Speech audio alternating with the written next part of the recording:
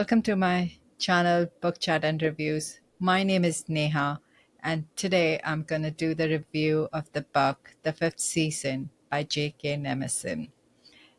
Before we get into the book itself, I do want to give you a background of why I started reading this book. I had recently finished The Stormlight Archive by Brandon Sanderson, and I just love him. The Stormlight Archive is one of my favorite series of Brandon Sanderson. So I was looking something in fantasy genre which would be more like his book. And I was talking to one of my friends from the book club, and she recommended the book The Fifth Season by J.K. Jemisin, and it did not disappoint. The book was absolutely fantastic. My review and my thoughts will have spoilers, so if you do not want to know, then I don't think this is the video for you. So let's get started. I love the way the author introduced the book. The opening was absolutely fantastic. It starts with a mother coming home and finding his son dead and how she processes it. It is very beautifully written, and the what she does next. In the very beginning, from her perspective, we know that her husband killed the son, and that is a major plot point that keeps going forward. So her name is Esun, and she is a teacher in this small village. Like I said, she comes home and she finds her son dead, and she immediately knows that her husband killed the son, and she vows to take a revenge by killing her husband for killing the son. So a first person or first character that we are introduced in the book is Esun, who finds her son dead. Now we also come to know while we are reading that she has some magical powers, and her powers create natural calamities around her when she uses it. The consequences of her power, using her power, can be drastic, and she had decided not to use her powers when she came into this village, got married, and had kids. But when her son dies, something in her stirs in, and she is like, I'm going to find my husband and I'm going to kill him for killing my son. We also come to know in this plot point that she also had a daughter that the husband has taken off and has ran away. So not only he killed the son, but he took the daughter and has run away. So she vows, like, I'm gonna go find my daughter, I'm gonna go kill my husband, and that's her storyline. She also meets a doctor in her village who helps her when she comes home and finds her son dead. He apparently also has some magical powers, but his powers are not very basic, and he mainly used them for healing people.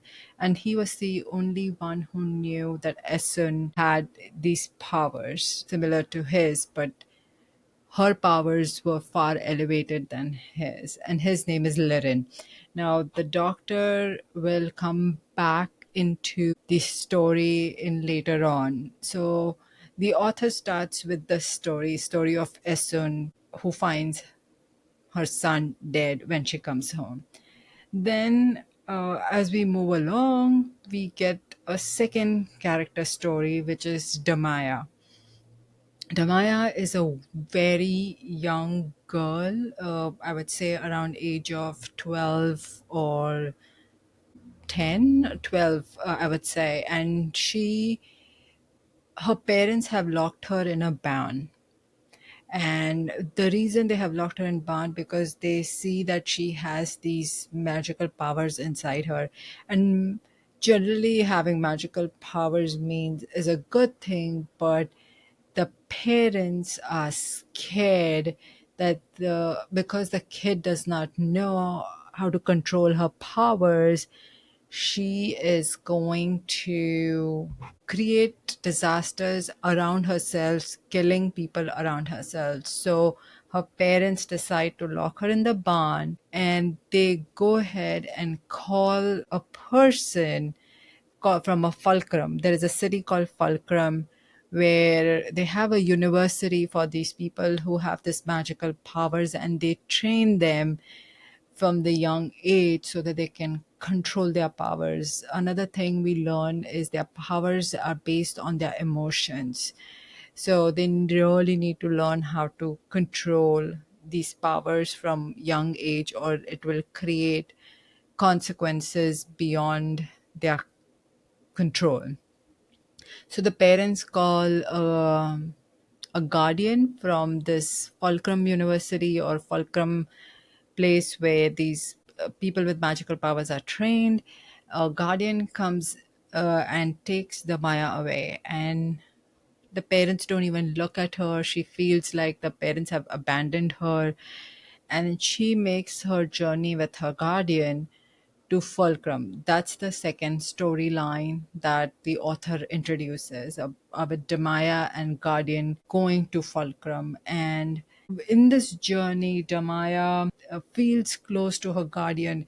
Her guardian tells Demaya that do not hate your parents because they do not know what to do with their power. They do not know what you have. And that's why ignorance is making them scared, and that's why they are they want you to go to Fulcrum. And it's a good thing because you will, in a formal setting, learn how to use your powers. Damaya somehow feels very close to the Guardian. Damaya feels the only person who loves her is the Guardian. And one, and also there is this heart-wrenching scene that author has written is where the Guardian breaks her hand while they are on their way to Fulcrum, and the way he justifies it is like, I am causing you pain so that you do not cause pain to others. You need to learn to control your emotions, and one of the emotions is pain. And the your immediate reaction would be to hurt me, but you need to control that emotion. So that heart-wrenching scene where he breaks her hand is very tear jerking. I'm like, oh my god, she's just a babe girl, young girl. But now the Guardian is very strict with her, but he does like her. But he's a Guardian. The main purpose of the Guardian is to find these kids and bring to Fulcrum. So for in Damaya's head, that Guardian is kind of like a pseudo father, but we shall see where it goes. Once she comes into Fulcrum in the university, Demaya doesn't get along with the other students. She feels she's a small town girl and she keeps to herself. She studies well, she gets good grades. There was one scene where a senior boy tries to talk to her and all the other girls are jealous, but she didn't have any kind of feelings or anything. The next thing we know that the boy was talking to her as a part of a prank, and the prank just gets out of hand. But we learn that Demaya is a aloof person, is a person who believes in only in herself.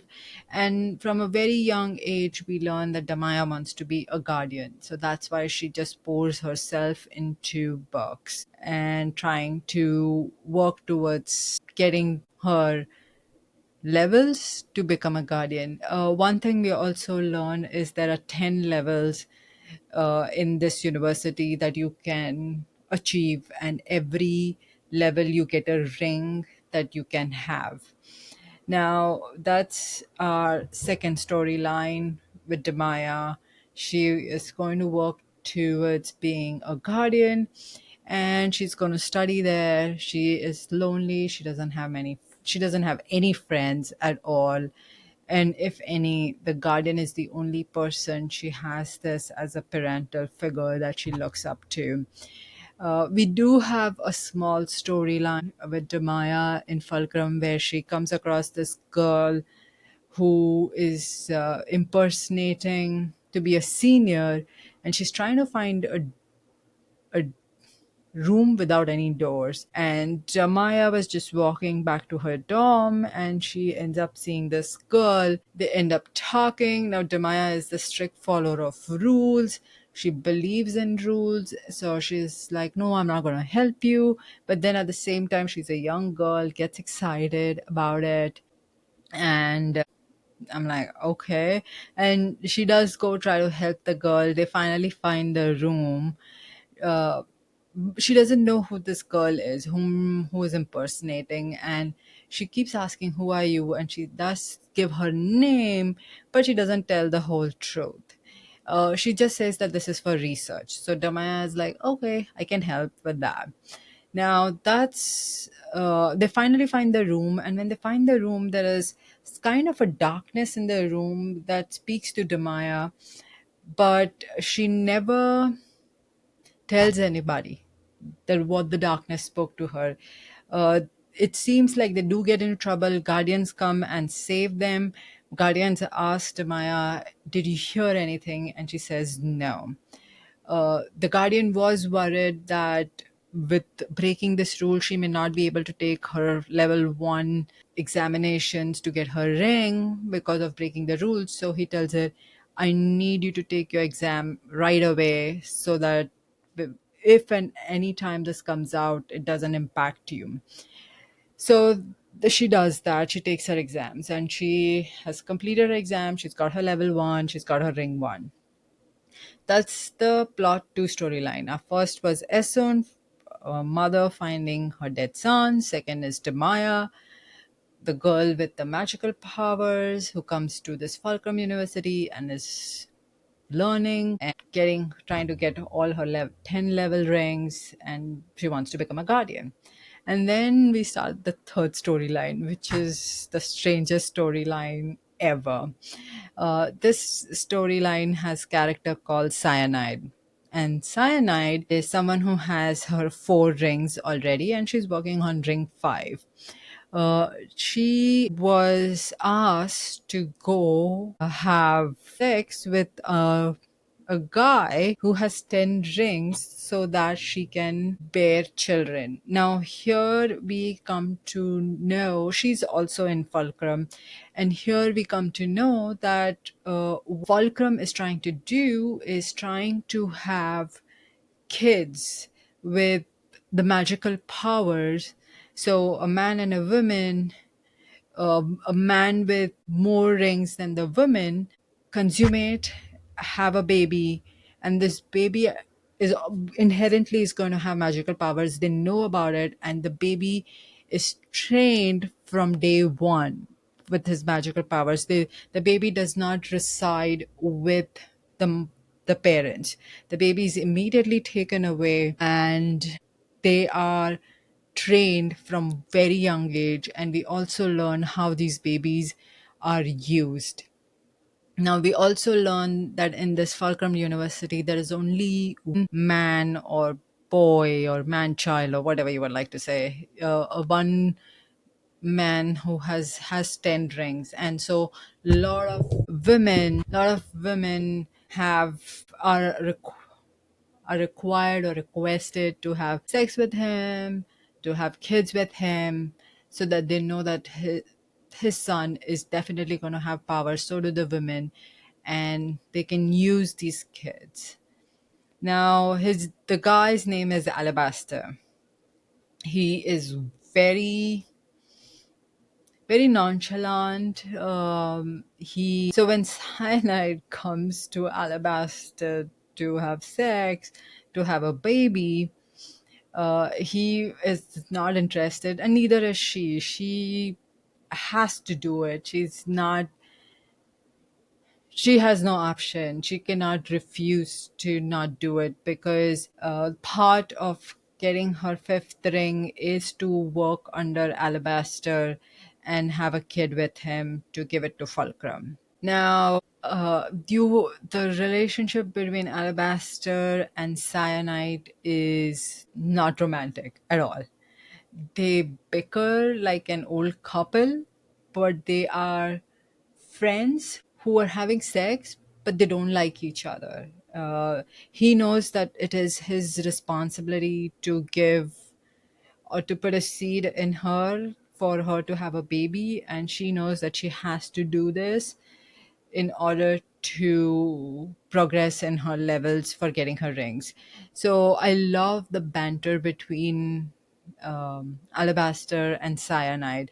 Cyanide is blunt, she just gives it to him on the face value. She's not hiding. There are no romantic feelings at all. They just perform sex as it's a physical activity or a physical exercise that both need to do. Over a period of time, we learn their relationship becomes like a friendship. While they are in this process of consummating and having a kid, Alabaster is assigned a task to clean up some coral leaves in one of the smaller cities around Fulcrum. We learn that there are a lot of cities that pay Fulcrum for these people with powers to help them. So it's like a contract or a business agreement. Hey, you send your person to do some cleanup with the magical powers that they have, and we pay you. They pay the fulcrum. So Alabaster was not needed for this task, but because they wanted Cyanide to learn, Alabaster and Cyanide both are sent to the city called Alia. And the reason they have to go to Alia is they have it's on a bayside.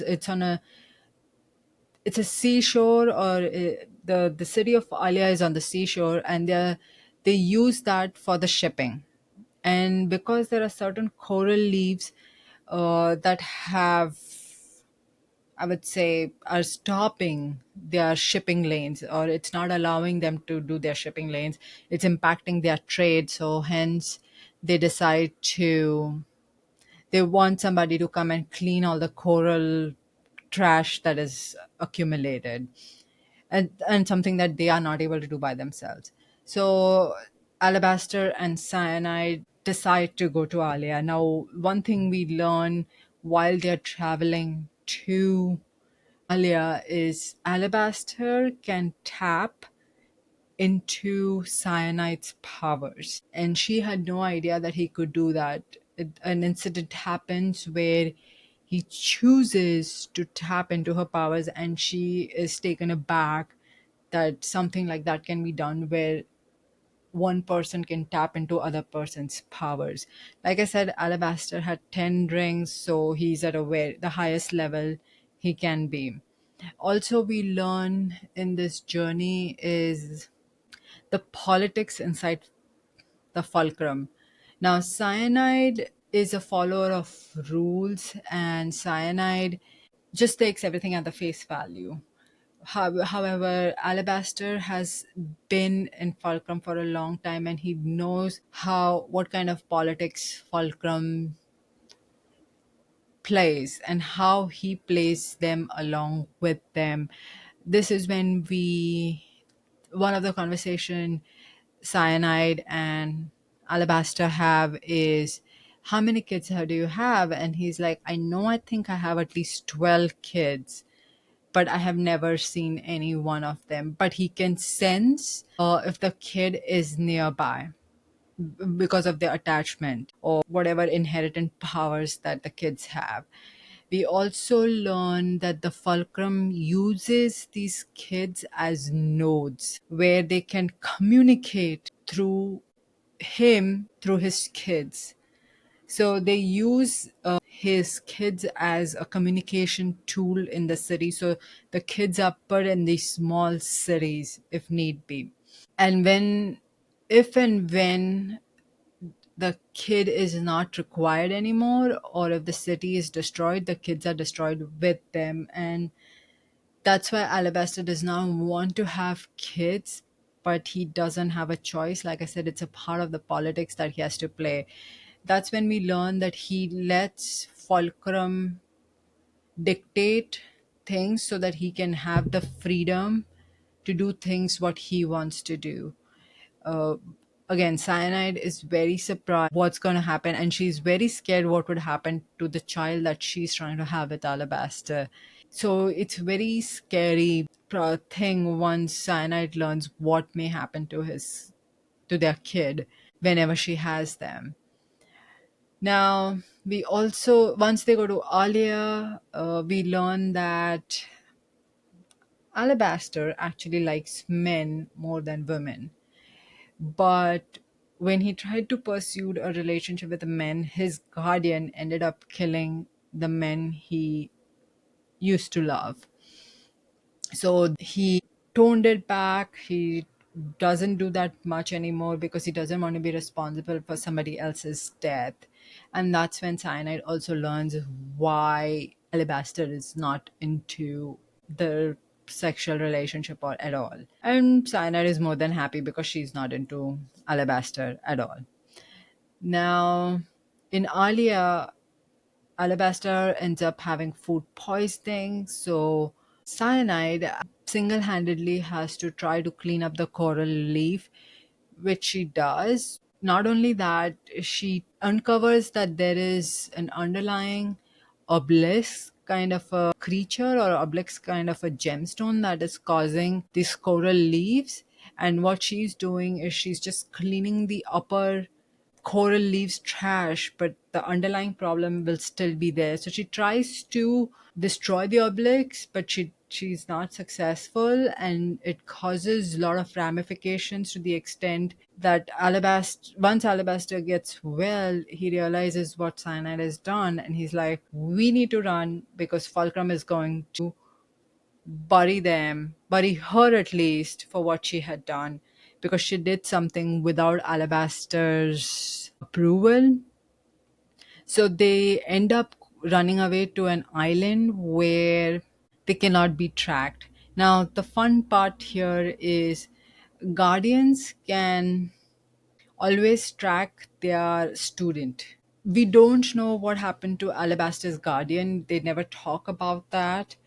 We only know that his guardian just killed the guy he used to love. Cyanide's guardian is what they're worried about. So Alabaster explains, with whatever happened in Alia, it broke the connection between the guardian and Cyanide. So on this island, they will not be able to track, in this remote island, they will not be able to track them. And Alabaster is very happy to be on this island. He's like, I'm finally free of Fulcrum. I do not want to go back. I do not want to be part of their politics. I just want to live my life. All I want is a family of my own. That's all I want. Now, we also learn that this island needs a person with a power to keep things at bay, and it's the one that needs a basic power. It does not, it's not like they need one ring, two rings, or three rings. Just the basic power which can quell the earthquakes in the sea, and something that will stop Fulcrum knowing that they exist on this island. And on this island, this is my favorite part of the story in this book, when Alabaster and Cyanide are on this island. So Alabaster is very happy to be free, and Cyanide wants to go back to Fulcrum and explain what happened. She is like, I need to earn my rings. I'll ask for forgiveness. I'll take all the punishments that I can take. But Alabaster tells her that's not what's going to happen. They will end up killing her one way or the other. As soon as she gives the kid to them, she's done. Now, we don't know whether she's pregnant or not. They come on this island, and then we come across a new character on this island called Inin. Now, Inin is the one who has this basic powers to help the island. And the way this island is, it's a very communal kind of a society. Everybody helps everybody, everybody knows everybody. And the way they survive is by pirating the traders in the that are shipping. So, and they're very careful. They don't try to kill people at all. They just take the goods and they're gone. So Inin is this loud, burly bear, I would say, who loves to talk, who talks about these pirate stories. In the evening, everybody gathers around and he has these stories to tell them. And Alabaster and Cyanide are both very, I would say, enamored or have a crush on Inin. And there is this beautiful line that happens. So Alabaster can see that Cyanide also has a crush, and they talk about it. And Cyanide is like, "You can have him. There's nothing. It's just like a girly crush or something." And then Inin comes and Inin talks to Cyanide and he's like, "I like you." And Cyanide is taken aback and she tells him that Alabaster likes him too. And that's when Inin says, "Alabaster has broken in so many ways. He has been broken into so many pieces. He's barely holding on. However, you only have few broken pieces and I would like to take care of you." And I think Cyanide is taken aback because this is the first time somebody has told her that they want to take care of her. And that's when we realize that Inin is like, "I will first go take care of Alabaster and then I'll come back and take care of you." And this is the start of a, I wouldn't say three-way relationship, it's a relationship with three people. And to be honest, I'm never into it, but this makes sense because Inin wants to take care both of them. He is this strong, sturdy, burly bear kind of a fellow who wants to take care of both Alabaster and Cyanide. And we also know that at that point that Cyanide is pregnant, and they decide to raise a family together. Cyanide finally has a kid, and Alabaster is the one who takes care of the kid, who loves the kid, who every moment is the one who's taking care of the kid. Cyanide does her motherly duties of feeding the kid, but once that's completed, she's into adventure. She doesn't want to be sitting at home, whereas Alabaster is, "I just want to spend time with my family." He's very happy to be with Inin, is very happy raising the child with Inin. And so is Cyanide. She's very happy that her kid has so many people to love, and she has Inin who loves her. And she loves Inin too. 2 years have gone by. They are on this island. They're living in a happy family place. And one day, Cyanide is like, "I want to go with you on your pirate runs. I do not want to be at home anymore." And initially he says no. She's finally able to persuade him. And they go, they do their raid. In this 2 years, people were aware of Alabaster's powers, but he never used them on the island much. Cyanide didn't tell people about her powers much at all. And when she goes on this pirate run with Inin, she requests Inin, "Let's go to Alia." And she goes to Alia and she sees that the city has nearly been destroyed. Now, we don't know whether it was with the obelisk, but we know that there are volcanoes happening, which just causes this city to be destroyed. She tries to help them. She tries to maybe destroy the obelisk so that these volcanoes don't happen. But she's not very successful. She's hardly successful. And that's when Inin realizes the power she has that he was not aware of. They come back home to the island with the loot. She tells Alabaster what happened. And the next thing we know that the Guardian from the Fulcrum University have found this island and have found Alabaster and Cyanide. Alabaster was worried because remember I said the connection was broken by Cyanide and her Guardian? her going to Alia and trying to help ended up making the connection again, and that's how they were able to find them on the island. Alabaster tries very hard to stop them. Like I said, he loved his son. He did not want his son to become another communication tool for Fulcrum to use. So he tells Cyanide, see to it, no matter what, that they do not get our son. Alabaster tells Inin to take Cyanide and run with the kid and see if she can get out of it till and if Alabaster can hold them off by the time they run off. There were more than one, three or four guardians, and they were very strong, and Alabaster is not able to hold them off. Somehow they paralyze Alabaster from waist down, and they finally end up finding Inin and Cyanide, who were trying to run away. They kill Inin in front of Cyanide, which is a big shock for her.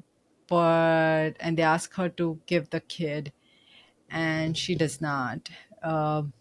She actually kills the boy instead of handing them to Fulcrum, which is very heartbreaking for as a mother to do. She just did not want them to have the kid to be used. Now that's where story third ends. And we get back to story one, Esun, who is trying to hunt her husband and to find her daughter. And we in that story, while she's trying to find her husband, she encounters a small kilt called Hode, who requests her that if he could be with her for some time because he's by himself. Now we come to know that Hode is also a child with magical powers, like magical powers that Esun has ever seen, much more higher level than her powers. And she wants to talk to him, she wants to ask him, but he doesn't say much, and she doesn't ask much because but he can sense where the husband has gone. So he tells her, I can help you find your husband and maybe your daughter if she's with him. And she takes the help, and in return she will protect or take care of him, not protect him, because he also has magical powers. We also learn at the end that Essen and Holt come across a tavern where they stay for the night, and they end up finding Lirin, the doctor, who's also fled his city and is in this tavern trying to run away from that city. And Lirin meets Esun, and he says, Esun, there is somebody who is looking for you, or his wants to talk to you. And Esun is taken aback because she knows it's not her husband. So when she goes, it's Alabaster, paralyzed waist down, and he's being helped from one of the ladies from the island to walk around. And Esun is very surprised, and Alabaster, that's when we learn that Cyanide changed her name and became Esun. And she, after what happened on that ship where she killed her son, she retreated in one of these remote cities, got married, had two kids. She tells Alabaster that uh, Alabaster is like, I'll never forgive you for killing our son, but I need your help. And she's like, for what? And it's like, I need your help to destroy Fulcrum. And she's taken aback, and she's like, I that's a good thing, but I gotta go find my husband to kill, and I need to find my daughter. We also learn here that Demaya is cyanide. Demaya, remember I said that her guardian said that you need to immediately go take the test before anybody comes to know what happened, and she says yes. She says yes, and she changes her name to Cyanide. So that's when we learned that it's the same person, three storylines that we have. Sorry about that. Three storylines, same person. It's beautifully written. Uh, Now we need to read the book too to see what happens. Does she help Alabaster? Does she find her husband? Does she find her daughter? Absolutely fantastic book. Definitely recommend to read the fifth season by N.K. Jemisin. Thank you for listening. And if you want to hear more, subscribe to my channel. Bye.